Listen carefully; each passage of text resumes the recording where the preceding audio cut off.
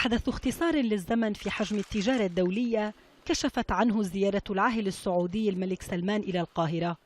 اختصار يتمثل في جسر عابر فوق الماء يربط الأراضي السعودية بالمصرية.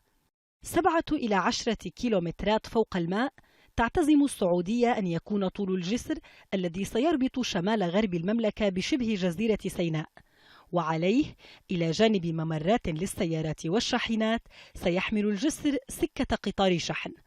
أهمية مشروع كهذا بين السعودية ومصر لا تقتصر على جانب واحد فقط، فتجاريا سيوفر هذا الجسر على البضائع الخليجية والأجنبية أياما كان يستغرقها عبور مضائق المنطقة للوصول إلى مصر ومن ثم أوروبا، ويتوقع أن تجلب البضائع المنقولة فوق الجسر عائدات سنوية تصل إلى 200 مليار دولار سنويا.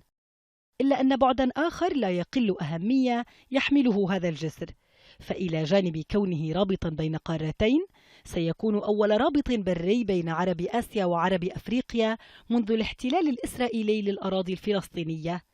إعلان هذا الجسر قدره مراقبون بالخبر الأبرز في زيارة الملك سلمان للعاصمة المصرية. زينة روابدة، العربية.